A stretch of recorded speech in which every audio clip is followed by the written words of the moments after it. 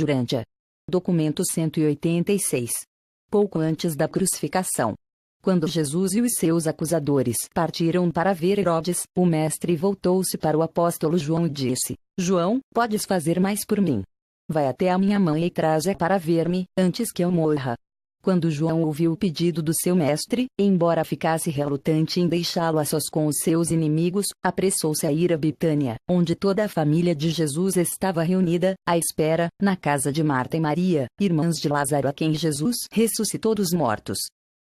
Por várias vezes durante a manhã, os mensageiros haviam trazido notícias a respeito do progresso do julgamento de Jesus, para Marta e Maria. Mas a família de Jesus não alcançou Betânia senão uns poucos minutos antes de João haver chegado, trazendo o pedido de Jesus para ver a sua mãe antes de ser levado à morte. Depois que João Zebedeu contou a eles tudo o que havia acontecido, desde a prisão de Jesus à meia-noite, Maria, a mãe dele, foi imediatamente, em companhia de João, ver o seu filho mais velho.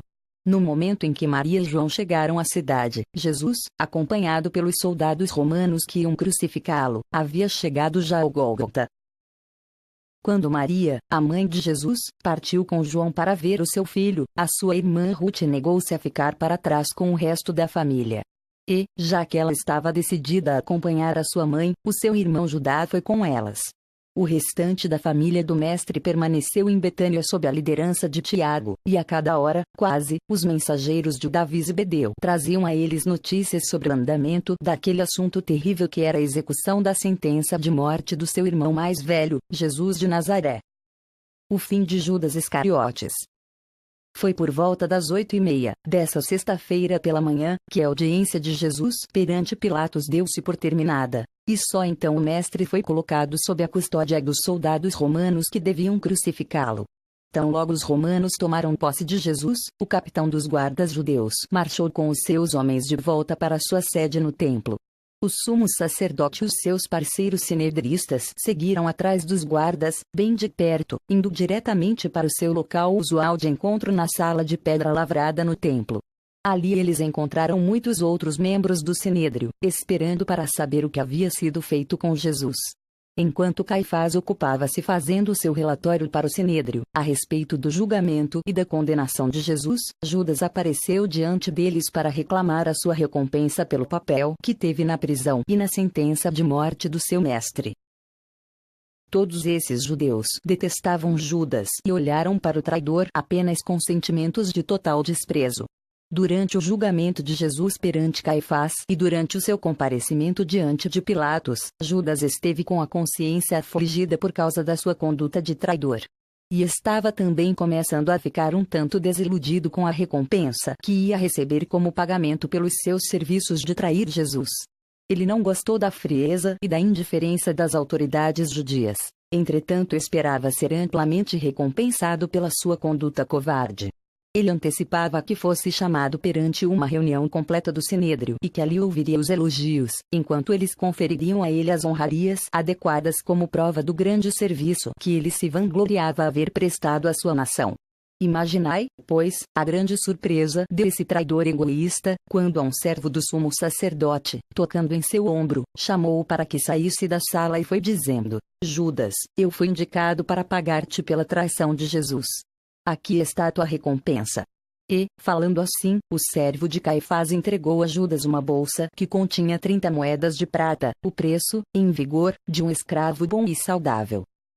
Judas ficou atônito, aturdido. E correu para entrar na sala, mas foi barrado pelo porteiro. Queria apelar para o sinédrio, mas não quiseram recebê-lo. Judas não podia crer que esses dirigentes judeus tivessem esperado que ele traísse os seus amigos e o seu mestre para depois oferecerem a ele 30 moedas de prata como recompensa. Estava humilhado, desiludido e totalmente oprimido. Ele saiu do templo, por assim dizer, em um transe. Automaticamente, deixou a bolsa de dinheiro cair no fundo do seu bolso, aquele mesmo bolso onde, por tanto tempo, ele havia levado a bolsa que continha os fundos apostólicos. E perambulou por toda a cidade, atrás das multidões que estavam a caminho de presenciar as crucificações. À distância Judas viu que levantavam a cruz na qual Jesus estava pregado e, ao ver isso, correu de volta ao templo e, forçando a sua passagem junto ao porteiro, viu-se na presença do sinédrio, ainda reunido. O traidor achava-se quase sem respiração e altamente perturbado, mas conseguiu balbuciar estas palavras: Eu pequei porque traí contra sangue inocente. Vós me insultastes. Oferecestes dinheiro a mim como recompensa pelo meu serviço, o preço de um escravo. Arrependo-me de ter feito isso. Aqui está o vosso dinheiro. Eu quero escapar da culpa de ter cometido esse ato. Ao ouvirem Judas, os dirigentes dos judeus escarneceram dele. Um deles, assentado perto de onde estava Judas, acenou para que ele saísse da sala, dizendo: O teu mestre já foi executado pelos romanos e, quanto à tua culpa, o que é isso para nós? Cuida tu dela, e fora daqui. Ao deixar a sala do sinédrio, ele retirou as 30 moedas de prata da bolsa e jogou-as, espalhando-as pelo assoalho do templo. Quando o traidor deixou o templo, ele encontrava-se quase fora de si. Judas estava agora passando pela experiência da compreensão da verdadeira natureza do pecado. Todo o encanto, o fascínio e a embriaguez da má ação haviam se esvaído. Agora o pecador encontrava-se só e frente a frente com o veredicto do julgamento da sua alma desiludida e desapontada. O pecado é fascinante e aventuroso ao ser cometido, mas, agora, a colheita dos fatos nus e pouco românticos devia ser enfrentada.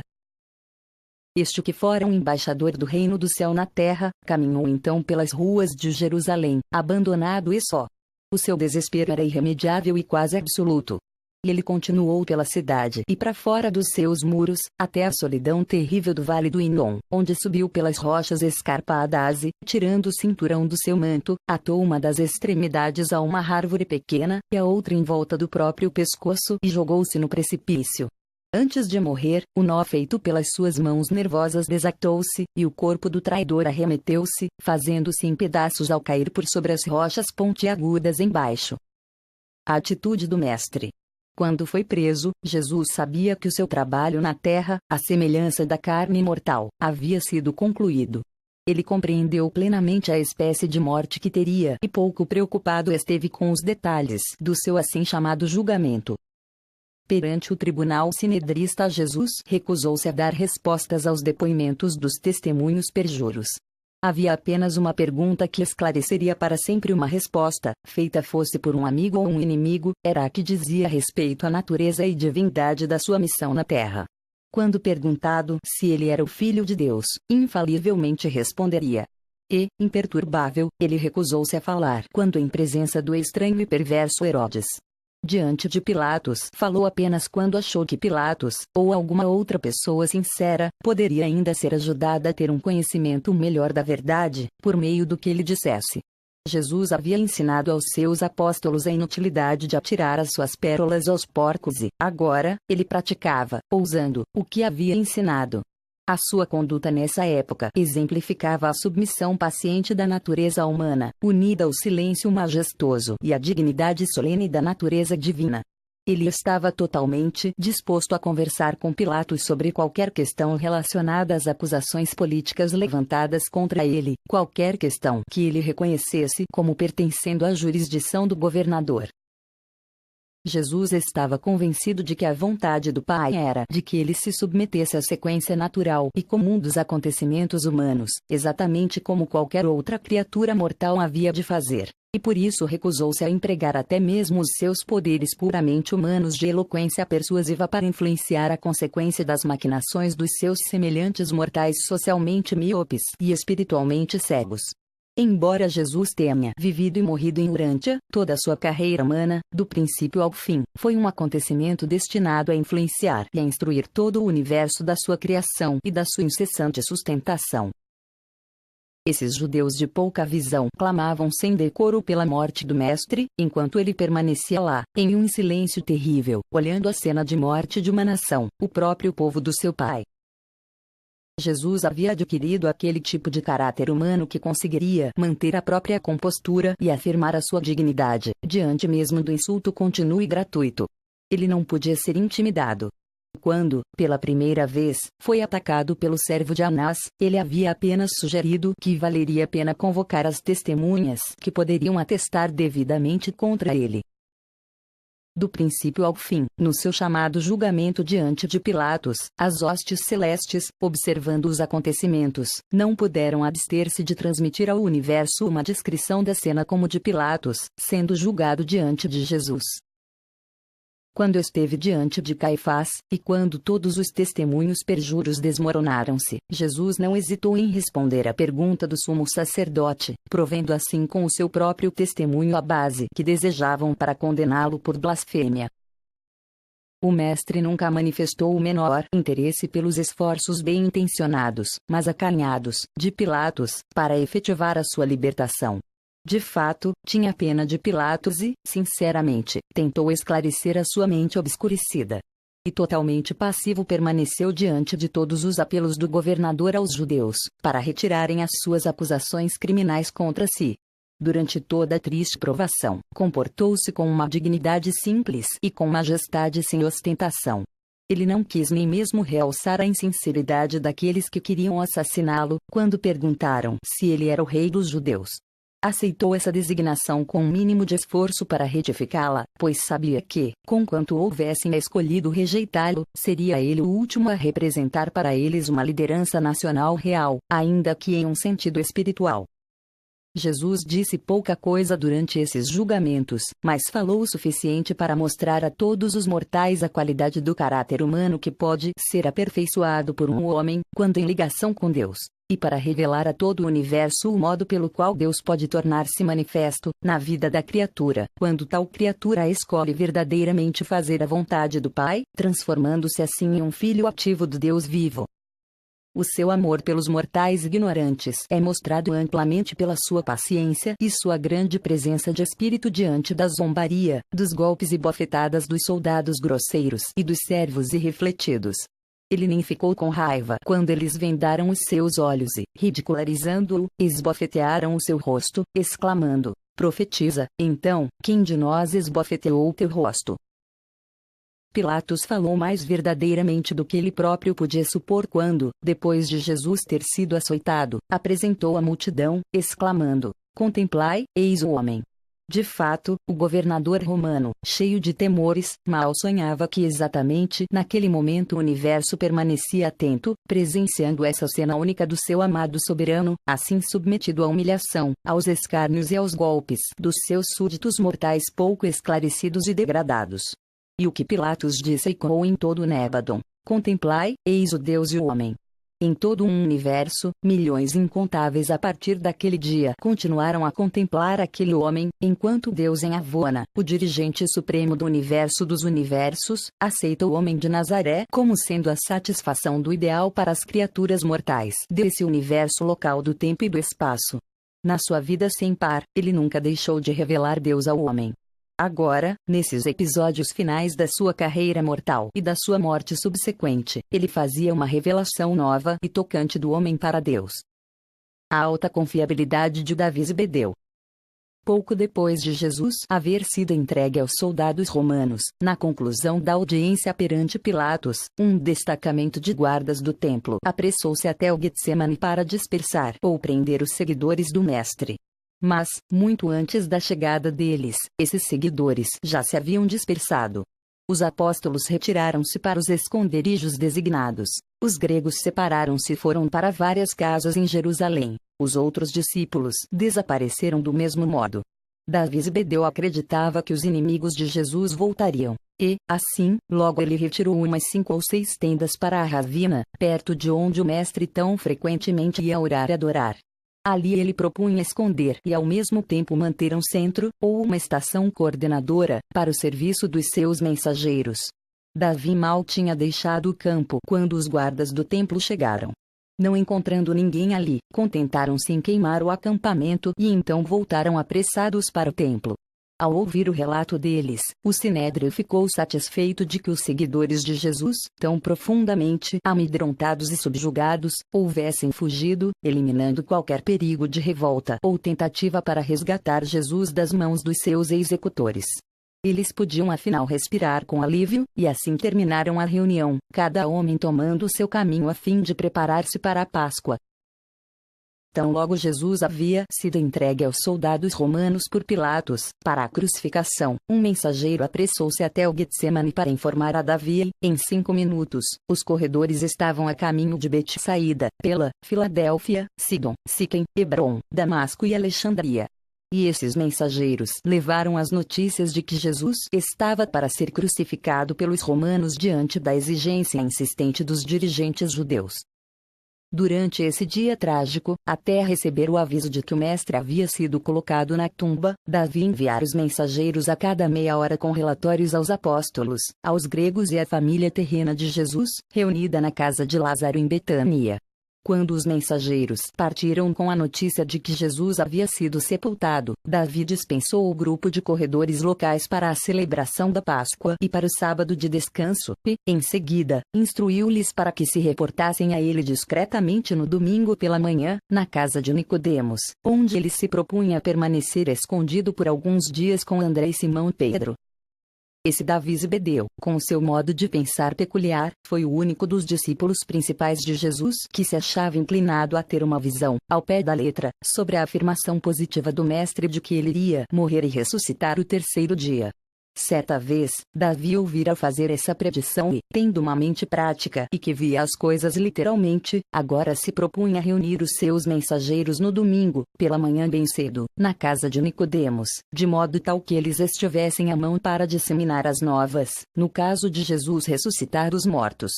Davi logo descobriu que nenhum dos seguidores de Jesus estava esperando que ele retornasse tão cedo da sepultura, e por isso ele pouco disse sobre a sua crença e nada revelou sobre a mobilização, em sua força plena, dos mensageiros cedo no domingo, exceto para os corredores que haviam sido despachados na sexta-feira, à tarde, para as cidades distantes e para os centros de crentes. E, assim, esses seguidores de Jesus, espalhados por toda a Jerusalém e pelos seus arredores, naquela noite, compartilharam da Páscoa e no dia seguinte permaneceram em reclusão. A preparação para a crucificação. Pilatos lavou as suas mãos diante da multidão, buscando assim escapar da culpa por mandar um homem inocente para ser crucificado, apenas porque ele temia resistir ao clamor dos dirigentes judeus. E, em seguida, mandou que o mestre fosse entregue aos soldados romanos e deu instruções ao capitão deles para que o crucificasse imediatamente. Ao tomarem Jesus ao seu encargo, os soldados conduziram-no de volta ao pátio do pretório e, depois de remover o manto que Herodes havia colocado sobre ele, eles vestiram-no com as suas próprias roupas. Esses soldados zombaram e escarneceram dele, mas não mais lhe infligiram nenhuma punição física. Jesus agora estava só com esses soldados romanos. Os seus amigos permaneciam escondidos. Os seus inimigos haviam seguido o próprio caminho. Até mesmo João Zebedeu não se encontrava mais a seu lado. Pilatos entregou Jesus aos soldados, pouco depois das 8 horas, e um pouco antes das 9, eles partiram para o local da crucificação. Durante esse período de mais de meia hora, Jesus não falou sequer uma palavra. Os assuntos executivos de um grande universo ficaram praticamente em compasso de espera. Gabriel e seus principais dirigentes de Nébadon encontravam-se reunidos aqui em Urântia, ou então acompanhando de perto os relatórios espaciais dos arcanjos, em um esforço de mantê-los informados sobre o que estava acontecendo ao Filho do Homem em Urântia. Quando os soldados ficaram prontos para partir com Jesus, em direção ao Gólgota, eles começaram a ficar impressionados com a compostura incomum, e a extraordinária dignidade e o seu silêncio sem queixas de Jesus. Grande parte da demora em partir com ele para o local da crucificação foi devida à decisão, de última hora, tomada pelo capitão, de levar junto os 2 ladrões que haviam sido condenados a morrer. Já que Jesus devia ser crucificado naquela manhã, o capitão romano julgou que esses 2 podiam muito bem morrer com ele, em vez de esperar pelo fim das festividades da Páscoa. Tão logo os ladrões puderam ser aprontados, eles foram conduzidos ao pátio, onde, ao olharem para Jesus, um deles estava vendo pela primeira vez, mas o outro estivera, por várias vezes, ouvindo falar, não apenas no templo, mas, meses antes, no campo de Pela. A morte de Jesus em relação à Páscoa. Não há nenhuma relação direta entre a morte de Jesus e a Páscoa judaica. A verdade é que o Mestre entregou a sua vida na carne nesse dia, o dia da preparação para a Páscoa judaica, e por volta da hora do sacrifício dos cordeiros da Páscoa no templo. Mas a coincidência desses acontecimentos de nenhuma maneira indica que a morte do Filho do Homem, na Terra, tenha qualquer ligação com o sistema de sacrifícios dos judeus. Jesus era um judeu, e, como Filho do Homem, era um mortal dos reinos. Os acontecimentos já narrados, que conduziram a esse momento da crucificação iminente do Mestre, são suficientes para indicar que a sua morte por volta desse momento foi uma questão natural e manipulada inteiramente pelos homens. Foi o homem, e não Deus, que planejou e executou a morte de Jesus na cruz. Bem verdade é que o Pai recusou-se a interferir na marcha dos acontecimentos humanos em Urântia, mas o Pai no paraíso não decretou, nem exigiu ou solicitou a morte do seu filho, como foi executada na terra. É um fato que, de alguma maneira, mais cedo ou mais tarde, Jesus teria tido que se despojar do corpo mortal, da sua encarnação nessa carne, mas ele poderia ver cumprido essa tarefa de inúmeros modos, sem que fosse necessário morrer em uma cruz entre dois ladrões. Tudo isso foi um feito do homem, não de Deus. Na época do batismo do Mestre, já havia ele concluído a técnica da experiência exigida na terra e na carne, necessária para completar a sua sétima e última auto-outorga no universo. Nessa mesma época o dever de Jesus na terra estava já cumprido. Daí por diante, toda a vida que ele viveu e mesmo o modo da sua morte foram uma ministração puramente pessoal da sua parte para o bem-estar e para a elevação das suas criaturas mortais neste mundo e em outros mundos. O Evangelho das Boas Novas, de que o homem mortal pode, pela fé, tornar-se consciente espiritualmente de que é um filho de Deus, não depende em nada da morte de Jesus. É bem verdade, de fato, que todo o Evangelho do Reino haja sido imensamente iluminado pela morte do Mestre, no entanto foi ainda e muito mais iluminado pela sua vida. Tudo que o Filho do Homem disse ou fez na terra embelezou grandemente as doutrinas da filiação a Deus e da fraternidade dos homens, mas essas relações essenciais, entre Deus e os homens, são inerentes aos fatos universais do amor de Deus pelas suas criaturas e à misericórdia inata dos filhos divinos. Essas relações tocantes e divinamente belas, entre o homem e o seu Criador, neste mundo e em todos os outros, em todo o universo dos universos, têm existido desde a eternidade. E elas não são, em nenhum sentido, dependentes das atuações, como tais, nas auto-outorgas periódicas que fazem os filhos criadores de Deus, assumindo assim a natureza e a semelhança das suas inteligências criadas, como uma parte do preço que devem pagar para a aquisição final da soberania ilimitada sobre os seus respectivos universos locais. O Pai no céu amava os homens mortais na terra antes da vida e da morte de Jesus, em Urântia, tanto quanto ele ama depois dessa demonstração transcendental de coparticipação entre o homem e Deus.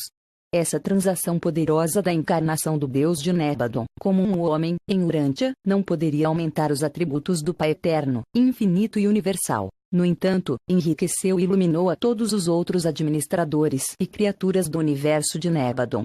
Conquanto não haja de ser por isso que o Pai do céu em nada mais nos amaria, e, todavia, em vista dessa autodoação de Micael que todas as outras inteligências celestes nos amam mais.